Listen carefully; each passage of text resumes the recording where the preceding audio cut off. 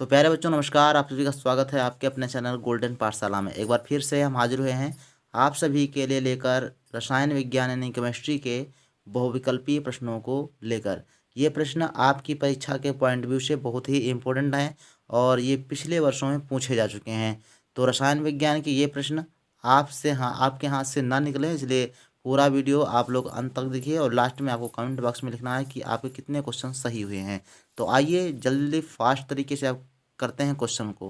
पहला क्वेश्चन आपकी स्क्रीन पर है, 2010 में पूछा गया था कि ऑक्जेलिक अम्ल, ये ऑक्जेलिक अम्ल के लिए लिखा है सुई की आकृति जैसा होता है। टार्टरिक अम्ल जो होता है मकड़ी के जाल की आकृति जैसा होता है। साइट्रिक अम्ल तारे की आकृति जैसा होता है।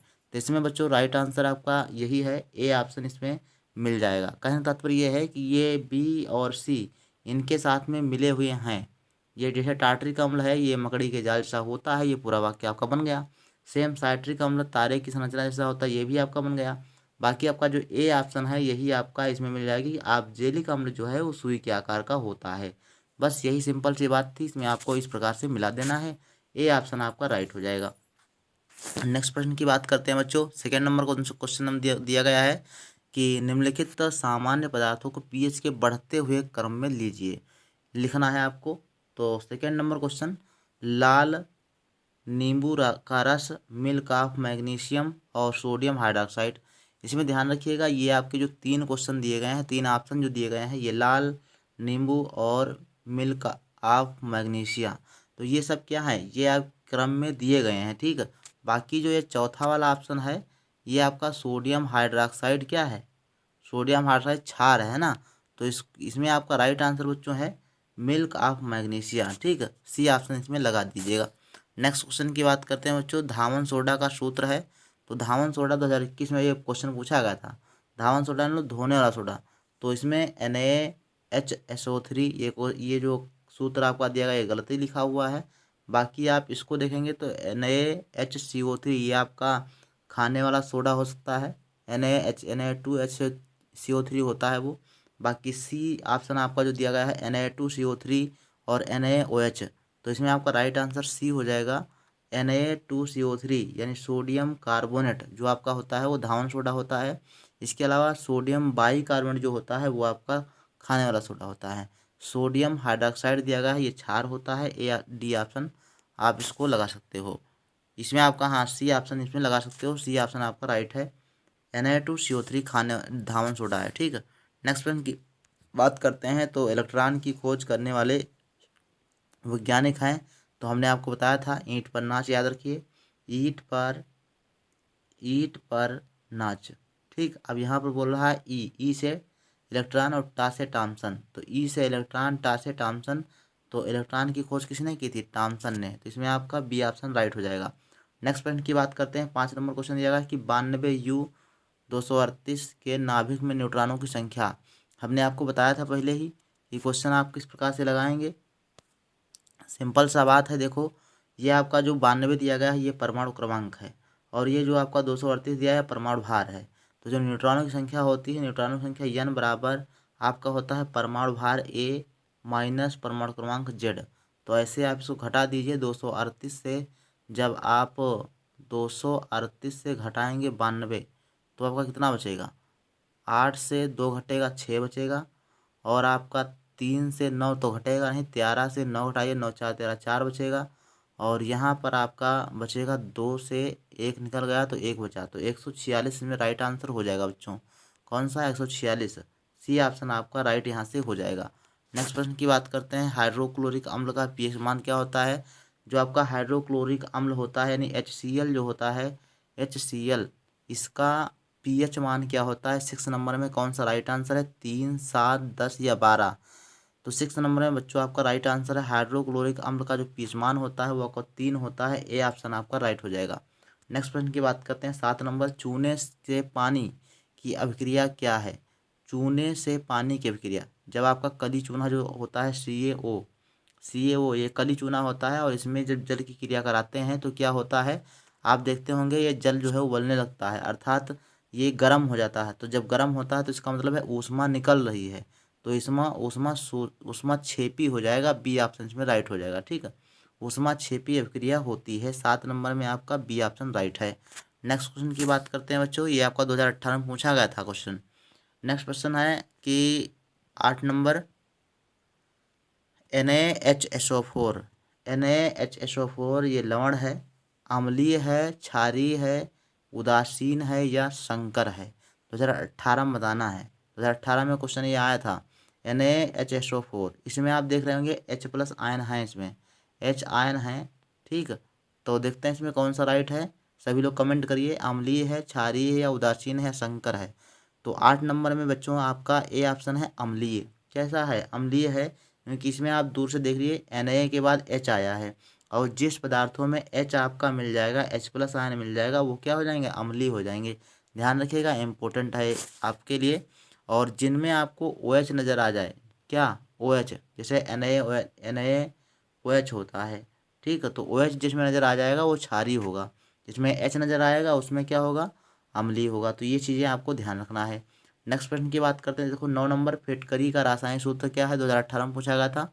फिटकरी का जो रासायनिक सूत्र बच्चों होता है, सबसे लंबा वाला लगा दीजिए, K2SO4 N2L2 और SO4 का होल थ्राइज इंटू 24H2O। तो 9 नंबर का फर्स्ट ऑप्शन आपका राइट हो जाएगा। नेक्स्ट प्रश्न की बात करते हैं बच्चों। 10 नंबर क्वेश्चन दिया गया है कि सिरका में उपस्थित होता है, तो सिरके में कौन सा अम्ल होता है ये बताना है। 2018 में क्वेश्चन पूछा गया था। और सिरके में कौन सा उपस्थित होता है अम्ल? हाइड्रोक्लोरिक अम्ल, फार्मिक अम्ल, एसिटिक अम्ल, उपरों से कोई नहीं। तो कोई नहीं तो हो ही नहीं सकता है।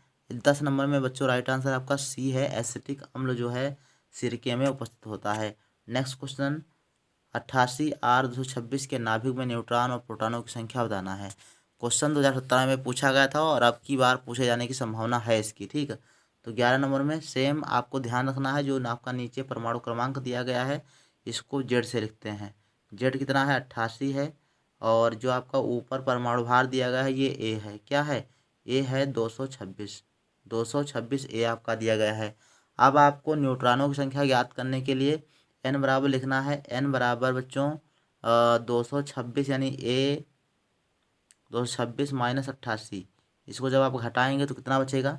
16 से 8 घटेंगे तो 8 बचेगा। और यहाँ पर बचा 11, 11 से 8 घटा 3 बचा। और एक यहाँ बचा 138 आए न्यूट्रॉनों की संख्या। न्यूट्रॉन संख्या कितनी आई? 138 न्यूट्रॉन आए। बाकी जो आपका प्रोटॉनों की संख्या होती है वो परमाणु क्रमांक के बराबर होती है। P बराबर जेड होता है, ध्यान रखिएगा, P बराबर जेड। तो इससे आपका जो 88 और 138 में राइट आंसर कौन सा बन जाएगा? 88। और इसमें न्यूट्रॉन पहले दिए गए हैं, तो जब न्यूट्रॉन पहले हैं तो न्यूट्रॉनों की संख्या पहले होनी चाहिए। तो ए ऑप्शन आपका राइट हो जाएगा इसमें 11 नंबर में। फर्स्ट ऑप्शन आपका राइट है 11 नंबर में, ठीक। 138 और 88, ठीक है। और 12 नंबर, शुद्ध जल का पीएच मान है। तो शुद्ध जल का पीएच मान बच्चों 7 होता है, ठीक है ना। यह क्षारीय होता है और ना अम्लीय होता है। 2017 में पूछा गया था।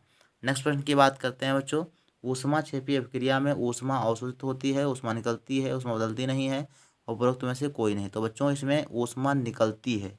ऊष्माक्षेपी का मतलब होता है ऊष्मा को निकालना, ठीक। तो ऊष्मा निकलती है।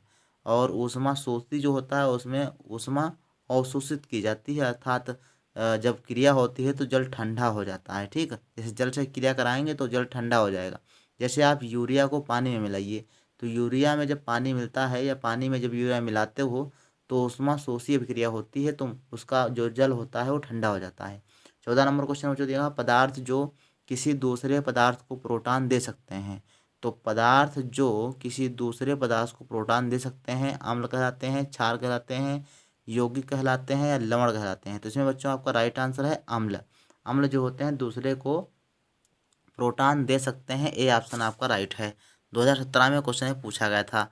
साल्ट केक है, 15 नंबर क्वेश्चन। साल्ट केक है Na2CO3, Na2SO4, NaHCO3 या NaHCl। तो कौन सा राइट है? 15 नंबर में आपका जो भी आपका राइट है वो आपको लगा लेना है।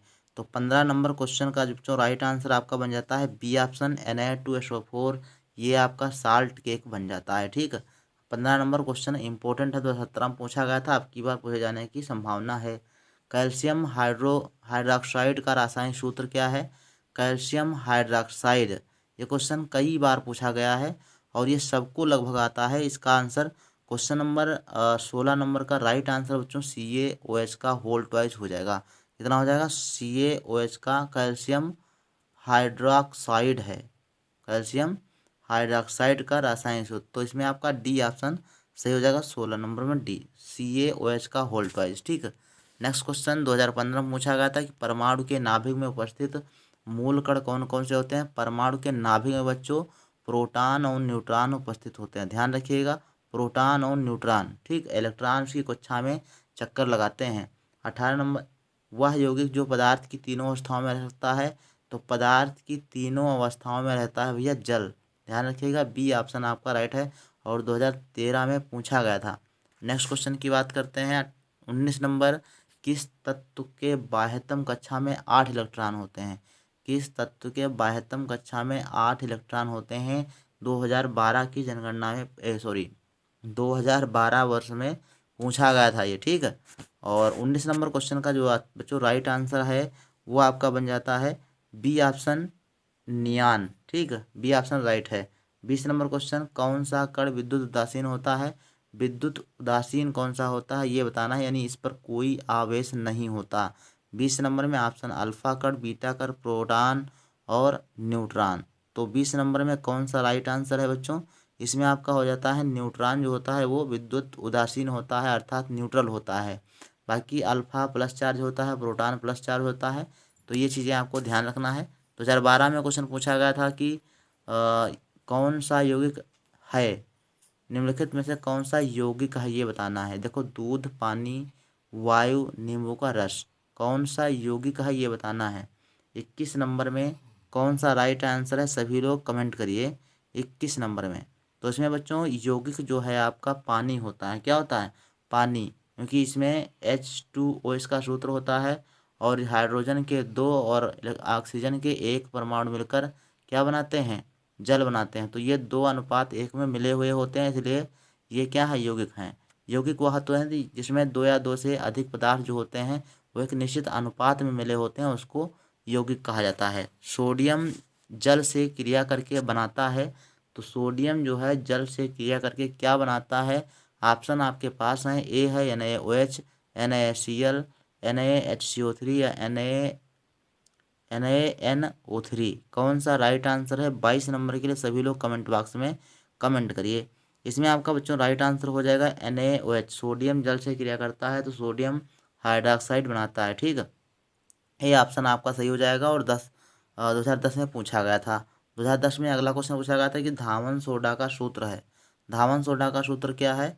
ये आपका दोबारा रिपीट क्वेश्चन हुआ, तो इसमें आपका क्वेश्चन क्या हो जाएगा, राइट आंसर क्या हो जाएगा? A option Na2CO3 Dhawan soda है।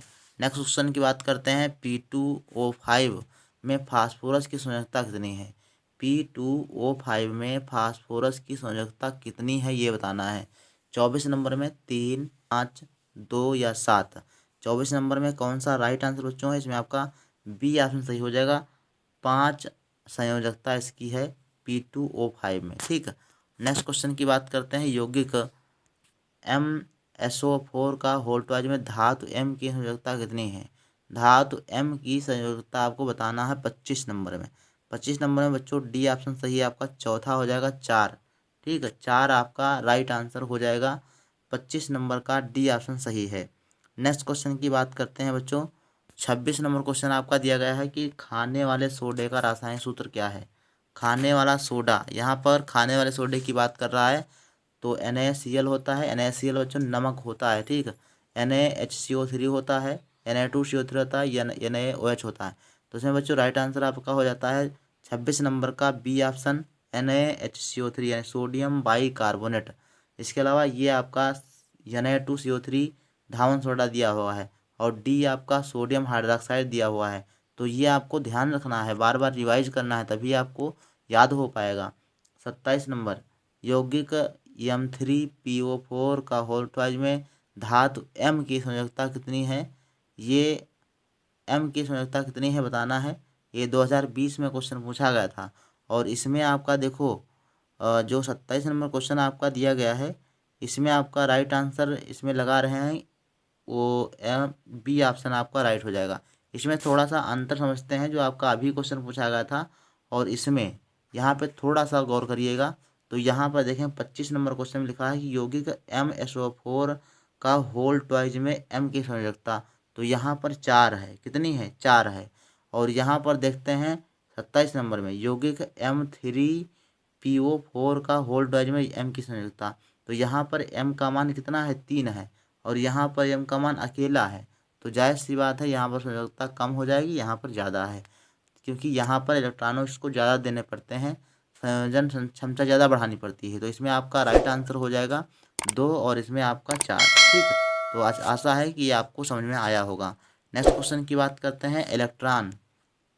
एक इलेक्ट्रॉन द्रव्यमान हाइड्रोजन परमाणु के द्रव्यमान का लगभग कितना भाग होता है। एक इलेक्ट्रॉन द्रव्यमान हाइड्रोजन परमाणु के द्रव्यमान का लगभग कितने भाग होता है, ये बताना है। तो 2019 में क्वेश्चन पूछा गया था। 28 नंबर ऑप्शन है आपके पास 1/1837, 1/1437 और अगला 1/1537 और 1/1637। कौन सा राइट आंसर है, सभी लोग कमेंट बॉक्स में लिखिए।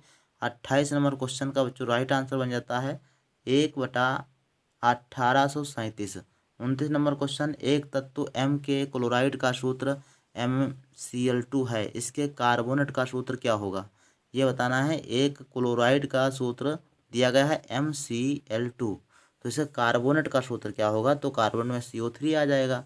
ठीक है, तो 29 नंबर में बच्चों आपका राइट आंसर, अब CO3 तो सब में है, लेकिन आपको कैसे लिखना है ये भी आपको जानना पड़ेगा ना। तो 29 नंबर बच्चों आपका राइट आंसर हो जाता है 3 वाला, MCO3। ठीक है, इसमें देखो दिया गया है M के बाद Cl2 आ गया, इसमें और कुछ तो लगा नहीं है, तो सेम इसी प्रकार से MCO3 हो जाएगा। ठीक है, 10 नंबर क्वेश्चन दिया गया है कि परिवर्ती संयोजकता प्रदर्शित करता है, तो इसमें बच्चों आपका फेरस हो जाएगा, लोहा परिवर्ती संयोजकता प्रदर्शित करता है। 30 नंबर का C सही है।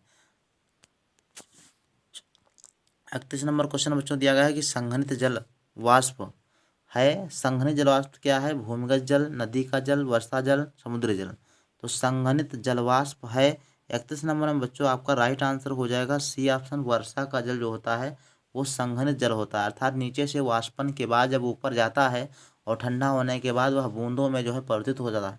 परिवर्तित होने के बाद पुनः जब धरती पर बरसात होती है तो वो संघनित रूप होता है। ठीक, तो वर्षा का जल क्या है, संघनित रूप होता है वाष्प का। 32 नंबर क्वेश्चन, परमाणुओं का संगठित समूह जो पदार्थ को स्वतंत्र अवस्था में रखता है कहलाता है। अणु, परमाणु, तत्व, सूक्ष्मतम कण। 2014 की परीक्षा में ये पूछा गया था, तो एक बार सभी लोग 32 नंबर क्वेश्चन के लिए राइट आंसर क्या है कमेंट बॉक्स में लिखिएगा।